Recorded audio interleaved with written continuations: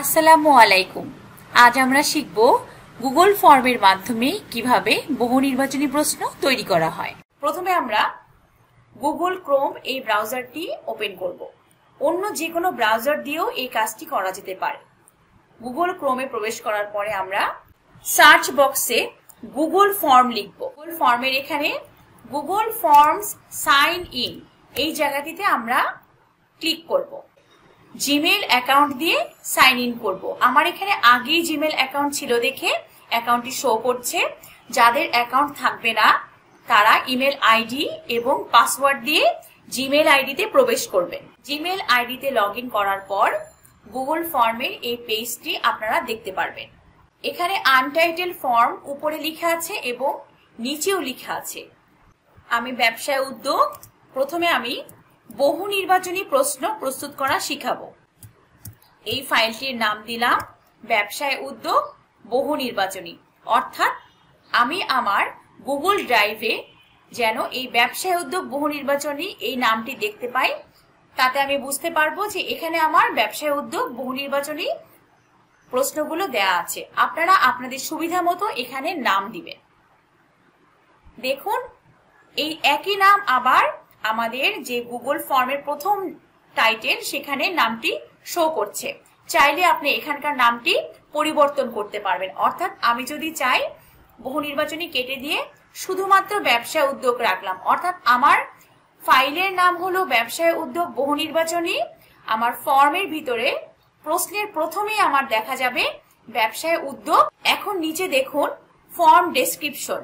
এই কাজগুলো করার আগে আমরা শুরুতেই ফর্মের সেটিংসে চলে যাব। সেটিংস ঠিক করে তারপরে আমরা প্রশ্ন তৈরি করা শুরু করব। সেটিংসে তিনটি অংশ, জেনারেল, প্রেজেন্টেশন, কুইজেস। আমরা জেনারেলে যাব এবং জেনারেল থেকে আমরা লিমিট টু 1 রেসপন্স এটা টিক দিয়ে রাখবো। অর্থাৎ এখানে ক্লিক করলে এটি রঙিন হয়ে যাবে এবং একটি টিক চিহ্ন দেখাবে। এটি টিক দিলে যেটি হবে যে একজন পরীক্ষার্থী একটি মাত্র প্রশ্নের উত্তর দিতে পারবে এবং পরীক্ষার্থীকে এই প্রশ্নটির উত্তর দিতে হলে জিমেল আইডি থাকা লাগবে। যদি কেউ মনে করেন যে জিমেল আইডি ছাড়াই যে কেউ প্রশ্নে প্রবেশ করে পরীক্ষা দিতে পারবে, তাহলে লিমিট টু 1 রেসপন্স টিকটি উঠিয়ে দিতে পারেন। Edit after submit, see summary charts and text responses, এই বিষয়গুলো আমাদের দেওয়ার প্রয়োজন নেই। প্রেজেন্টেশনে এসে আমরা শুধুমাত্র এখানে কনফার্মেশন মেসেজে আমরা ধন্যবাদ বা ইংরেজি হলে থ্যাঙ্কস লিখতে পারি। অর্থাৎ এই ধন্যবাদ দেখলে শিক্ষার্থীরা বুঝতে পারবে যে তার পরীক্ষাটি শেষ হয়ে গিয়েছে। এছাড়াও উপরে শাফেল কোশ্চেন অর্ডার, এখানে যদি টিক চিহ্ন দিন তাহলে বহু নির্বাচনী প্রশ্নগুলো রিশাফেল হবে। অর্থাৎ কারো কারো ক্ষেত্রে 1, অন্য কারো ক্ষেত্রে সেটি হয়ে যাবে 3 নম্বর প্রশ্ন। এরপরে আসছে কুইজেস। এই জায়গাটি খুবই গুরুত্বপূর্ণ। কুইজেস এই জায়গাটি খুবই গুরুত্বপূর্ণ। এখানে মেক দিস আ কুইজ এটা অন করে দিতে হবে। অর্থাৎ এখানে ক্লিক করলে এটি কালার হয়ে যাবে, আর না হলে বহু নির্বাচনী প্রশ্নে সিলেক্ট করার অপশনটি চালু হবে না। অর্থাৎ এটি প্রশ্ন আকারে আর শো করবে না, এটি জাস্ট একটি ফাইল হিসেবে দেখাবে। তাহলে আমরা মেক দিস আ কুইজ এটি ওপেন করে দিব। এরপরে আসছে রিলিজ গ্রেড। এখানে ইমিডিয়েটলি আফটার ইচ সাবমিশন এটা আমরা সিলেক্ট করে রাখবো, কালার করে রাখবো। অর্থাৎ শিক্ষার্থীরা পরীক্ষা দেওয়ার পরপরই তার নাম্বারটা দেখতে পারবে। এরপরে আসছে রেসপন্ডেন্ট ক্যান সি। রেসপন্ডেন্ট বলতে এখানে বোঝাচ্ছে শিক্ষার্থীরা আপনি যদি চান যে তার ভুল প্রশ্নটি দেখতে পারবে তাহলে মিসড কোশ্চেন্স এটা টিক দিয়ে রাখবে। যদি মনে করেন কারেক্ট অ্যান্সার সে দেখতে পারবে, অর্থাৎ একটি ভুল হলে সেই ভুলের পাশাপাশি সঠিক উত্তরটিও সে জেনে নিতে পারবে, তাহলে এটি টিক দিবেন। এবং যদি আপনি চান যে একজন শিক্ষার্থী একটি বহু নির্বাচনী পরীক্ষায় মোট কত নম্বর পেল সেই পয়েন্ট সে দেখতে পারবে, তাহলে পয়েন্ট ভ্যালুজে টিক দিয়ে রাখবেন। এটাও সম্পূর্ণ আপনার স্বাধীনতা, আপনি কিভাবে পরীক্ষা নেবেন। তবে শিক্ষার্থীরা যদি তার কারেক্ট অ্যান্সার এবং পয়েন্ট ভ্যালু জেনে যায় তাহলে কিন্তু তার ভুলটি সাথে সাথে সে সংশোধন হয়ে যাচ্ছে। অনেক সময় দেখা যাচ্ছে যে বাচ্চারা ভুল করলেও পরবর্তীতে কারেক্ট অ্যান্সার না জানার কারণে সেটা তার শেখা হয় না। এজন্য আমার মনে হয় যে কারেক্ট অ্যান্সার এটি টিক দিয়ে রাখাটাই ভালো। এরপরে আমরা সেভ এখানে ক্লিক দিব। সেভ যদি আমরা না দিই তাহলে কিন্তু এই সেটিংস গুলো সেভ হবে না। আমার সেটিংস এর কাজ শেষ। এখন আমি প্রশ্ন তৈরি করব। প্রশ্ন তৈরি করার আগে আমি আমার এই প্রশ্নটির ডিজাইন করতে চাই, সেজন্য আমি একটি ছবি দিব এবং আমার এই যে প্রশ্নের রং আপনারা লক্ষ্য করুন, বেগুনি এবং নীল রং দেখাচ্ছে। এই রঙও আপনি চাইলে পরিবর্তন করতে পারেন। আমরা উপরে দেখতে পাচ্ছি একটি রং তুলির বক্সের মতো চিহ্ন দেখা যাচ্ছে, যেখানে আমরা পয়েন্টার রাখলে কাস্টমাইজ থিম এই লেখাটি উঠবে। আমরা কাস্টমাইজ থিমে সিলেক্ট করি, চুজ ইমেজ সিলেক্ট করি। এখানে থিমসে অনেকগুলো ছবি আছে, যে কোনো একটি থিম আমরা নিতে পারি, অথবা আপলোডে গেলে আমাদের ল্যাপটপে যে ছবিগুলো আছে সেগুলো আমরা এখানে ইনসার্ট করতে পারবো। আপলোড থেকে ব্রাউজে গেলে আমাদের ল্যাপটপে বিভিন্ন ধরনের ছবি থাকলে সেগুলো আমরা এখানে ইনসার্ট করতে পারবো।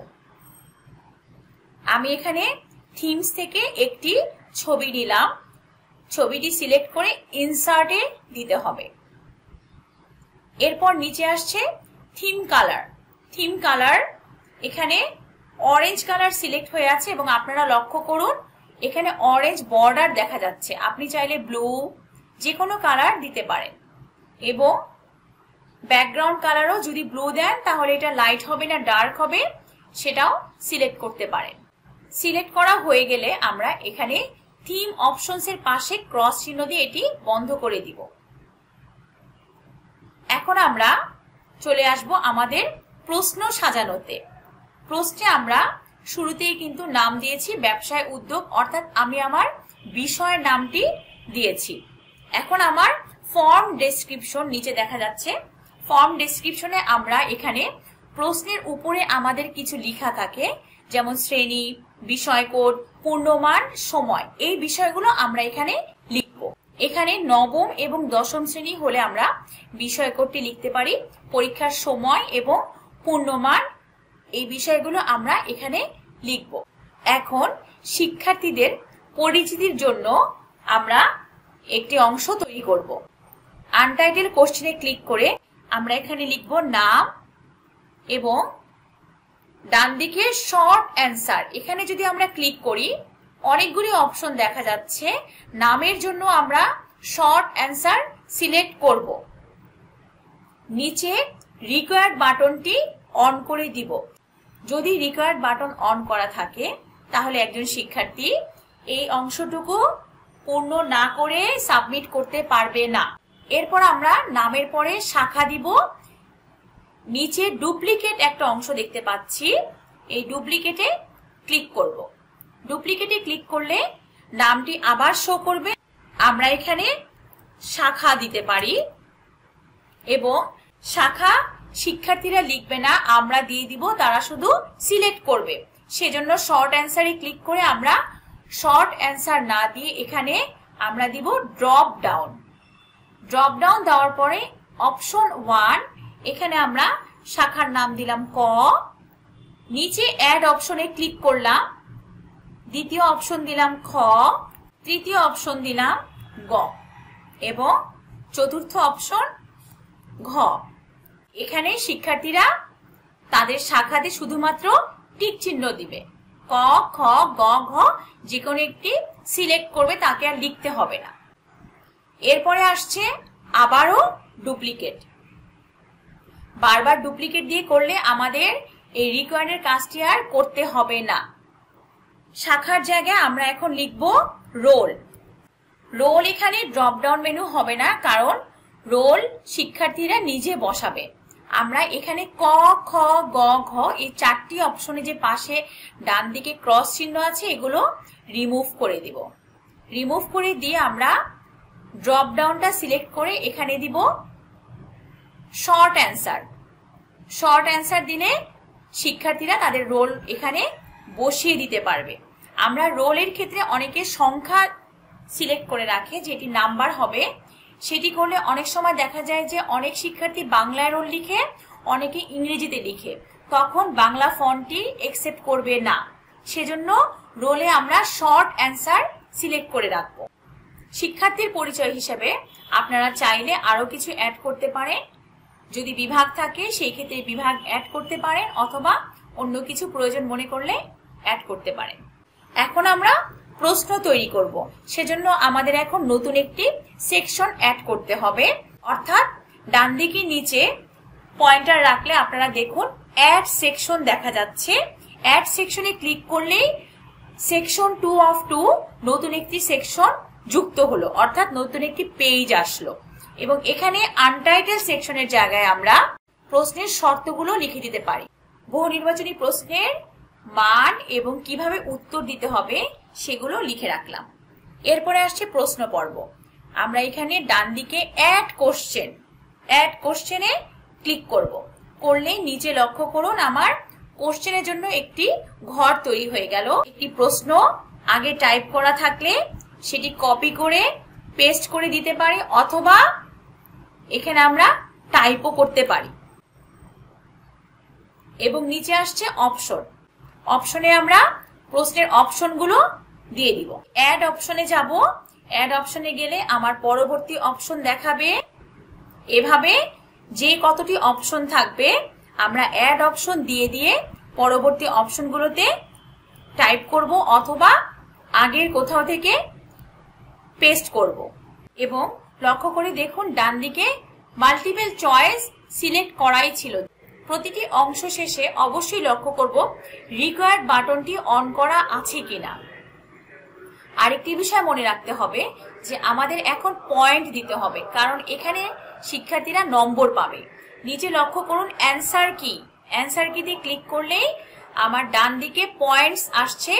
এখানে পয়েন্টস আমি 1 দিলাম, অর্থাৎ আমার প্রতিটি বহু নির্বাচনী প্রশ্নের মান 1, তাই আমি এখানে 1 দিয়েছি। এবং তারপরে ডানে ক্লিক করি। ডুপ্লিকেট দিয়ে আমি আবারও নতুন একটি প্রশ্ন টাইপ করলাম, কিন্তু এই প্রশ্নটি হচ্ছে বহুপদী, অর্থাৎ এখানে প্রশ্নের উত্তরে অনেকগুলো অপশন থাকতে পারে। আমরা বহু নির্বাচনী প্রশ্ন সবসময় করে থাকি। এই ক্ষেত্রে আমরা এখানে প্রশ্নটি এবং প্রশ্নের যে অপশনগুলো সেগুলো আমরা কোশ্চেনের জায়গায় টাইপ করব, একটু স্পেস দিয়ে দিয়ে টাইপ করব, এবং তারপরে এই জায়গাটুকুর মধ্যেই আমরা লিখব কোনটি সঠিক। তারপরে এখানে যে উত্তরগুলো আছে সেখানে আমাদের লিখতে হবে, আমরা যেভাবে উত্তরগুলি লিখি 1 ও 2, 2 ও 3, 1 ও 3 এবং 1, 2 ও 3। আমাদের আগেই মাল্টিপল চয়েস ছিল, কারণ আমরা আগের প্রশ্নটারই ডুপ্লিকেট নিয়েছি। ডুপ্লিকেট নেওয়াতে আমাকে কোনো কিছু সেটিংসে আর পরিবর্তন করতে হবে না। এখানে রিকোয়ার্ডও অন করা আছে এবং অ্যান্সার কি লক্ষ্য করুন 1 পয়েন্ট সবই দেয়া আছে। শুধুমাত্র আমাদের প্রশ্নটি কষ্ট করে টাইপ করতে হবে। বারবার ডুপ্লিকেট দিয়ে দিয়ে আমরা এভাবে প্রশ্ন তৈরি করব। সবার উপরে লক্ষ্য করুন আমাদের কাস্টমাইজ থিমের পাশে একটি চোখের মতো চিহ্ন দেওয়া আছে। এই যে চোখের আইকন প্রিভিউ, এখানে ক্লিক করুন। এখানে ক্লিক করলে দেখুন আপনার প্রশ্নের যে আউটলুক সেটা দেখা যাবে। এগুলো ফিল আপ করে যদি আপনি সামনে যান তাহলে আপনি বাকিগুলো দেখতে পারবেন। সেই ক্ষেত্রে আপনি যে কোনো একটি সংখ্যা বা যে কোনো একটি কিছু দিয়ে তাৎক্ষণিকভাবে ফিল আপ করে সামনে এগিয়ে যান। নেক্সটে যাওয়ার পরে আপনি দেখুন আপনার প্রশ্নটি দেখা যাচ্ছে। এখানে আপনি লক্ষ্য করুন আমি একটি উত্তর সিলেক্ট করলাম, পরেরটির উত্তর সিলেক্ট করলাম। আমি যদি সিলেক্ট না করি তাহলে কিন্তু সাবমিটে ক্লিক হবে না, এবং আপনি চাইলেও এখানে ব্যাকে যেতে পারবেন না। এভাবে শিক্ষার্থীরা পরীক্ষা দিয়ে তার স্কোর দেখতে পারবে। নিচে লক্ষ্য করুন তার কোনটি ভুল হয়েছে সেগুলো সে দেখতে পারবে। এই কাজগুলো কিন্তু আমরা সেটিংসে করে এসেছিলাম। ধন্যবাদ।